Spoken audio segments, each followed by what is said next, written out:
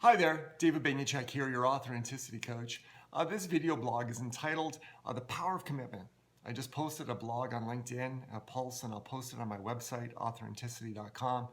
The blog is about the power of commitment in work teams and in corporate culture. And I say it's a missing ingredient for many teams, but I hope you work to live. And so at the bottom of the blog, I said, while I was writing the blog, I was looking at these roses that are next to me, and these roses are actually a Mother's Day gift from our two daughters to their wonderful mother and their great mom.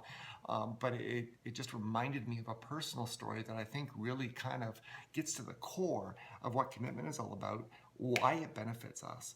So can I share it with you? The story is actually about 72 red roses and one white. It relates to our family and the ability to have family. Donna and I have been married we're going to be married for 14 years in August. We have these two wonderful girls, but my personal journey to get to the point of having family hasn't been easy. When we got married, Donna and I decided we would wait a couple years before we tried to have kids. And fortunately, we were blessed. It wasn't too long after we started trying to have children that we found out that we were pregnant. And it was an awesome moment. And it just builds on that stage of marriage, and we were pumped about what was to come. And 1 month went by, 2 months went by, 3 months went by, and we told everyone about the upcoming pregnancy, and everyone was excited, and life was great until shortly after the 3-month mark, Donna miscarried. It was a Saturday. We were shooting a wedding. Donna's a wedding photographer, and photography is my side passion. And so I was helping her with it, and she woke up with some slight cramps that didn't seem all too bad in the morning, but as the day went on, they got worse and worse and worse and worse and worse. Long story short, actually in the hotel of the reception, they were awesome to give her a room as she wasn't feeling well and the ambulance was coming.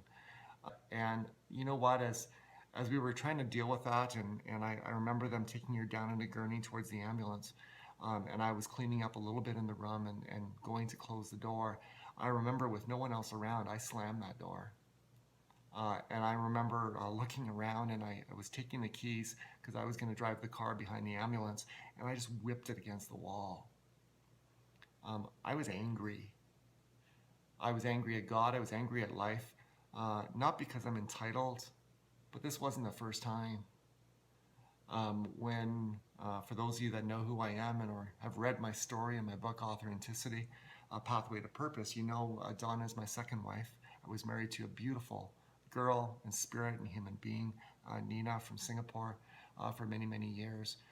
In our attempts to have family, we had an ectopic pregnancy that after we dealt with, Nina shortly thereafter had an aneurysm in the brain and passed away at a very young age. And so this want for family and this constant dashing of that hope had gotten to me that day with Donna. And I didn't show it in front of her. I tried to be supportive, but I was pissed off inside. Can I say this to you? Commitment comes from one of two places. It either comes from potential, where we just get excited about something that's in our life and we say we want it and we establish it as a goal and we create a plan to help us get there. But for many of us, it can come from our pain. And sometimes we're afraid to commit because our hopes have been dashed in the past. And we've been there, done that, and the hurt was too bad, and we're not going to do that again. But I'm creating this video blog to encourage you that commitment is worth it for a couple of reasons, not because it can guarantee a result, but because it brings us to a place where we're okay and we know that we're on our way. So here's the story of the roses. For the first couple weeks after that miscarriage, you know what, I tried to be supportive, but I was stuffing my own anger inside, and I'm sure she saw it. And it was unspoken, that white elephant in the room. And the anger was not directed at her at all. It was just directed at life, things that we don't control. Commitment means, to me, that you do what you're going to do despite what you think and what you feel. That you put a stake in the ground in the future, that you know what you want, and you have a stubbornness that says, despite the hurts, despite the disappointments, that is still a hope that I'm going to strive for in my life. And you create an environment where there are regular and tangible reminders that you're on your way there. Not that you can guarantee the result. As I tell you this story, can I say this? We were fortunate to have Mia and Kira. What I did not guarantee us having a child. There would be circumstances where I did what I did and we wouldn't have a child, and I would still tell you it was worth it. But here's what I did a couple weeks after the miscarriage is I put a stake in the ground, and I finally, I had had enough with the emotions and keeping them inside. I went to Costco and I bought 72 red roses, and I bought one white rose, and I brought them home for Donna. And I took her upstairs. We have a bonus room that's a sitting room that sits on top of our garage and looks out on the mountains, and it's beautiful. And I finally broke down and I cried, and I presented this to us, and we hugged, and she cried.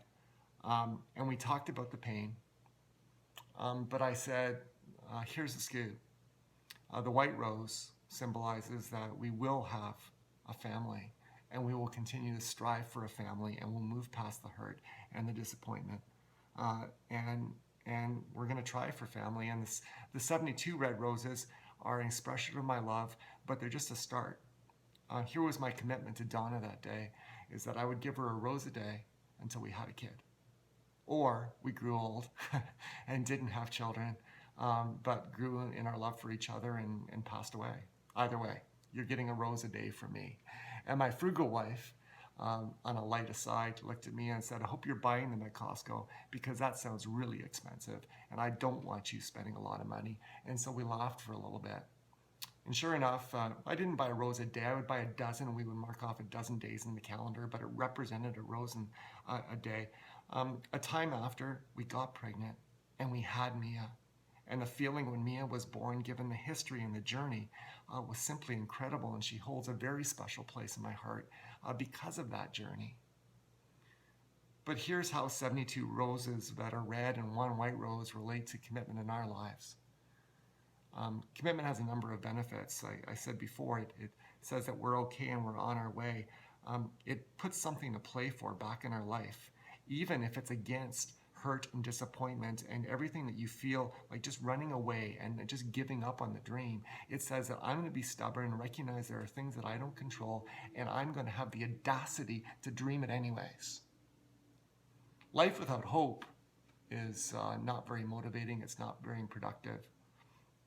But it also helps us feel okay every day as we put regular and tangible results that remind us that we're on our way.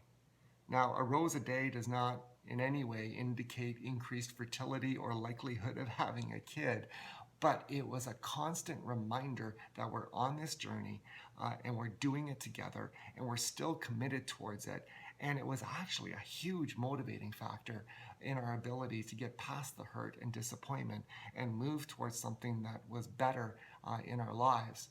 And the last thing about commitment, when we dare do it, is that it builds relationship.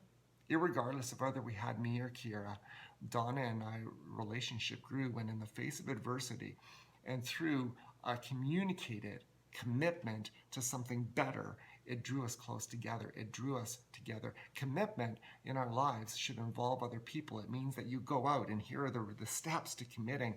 You go out and you say, you involve someone and you say, here's what I'm shooting for. And here's what I commit to doing on a regular basis that I want you to hold me accountable to. So that I too can be in an environment with no guaranteed results where at least I know that I'm okay and I'm on my way. You know, the blog that I wrote on LinkedIn is about commitment in the corporate sense, but it is huge in your personal life. Today I'm asking you, what do you commit to? Whether it's you're fed up with being fed up and you're finally going to put a stake in the ground and involve someone else and have regular, tangible markers of results that benefit you, irregardless of the result, or it's something you're just pumped about. Commitment is not just a missing ingredient for success in our corporate world.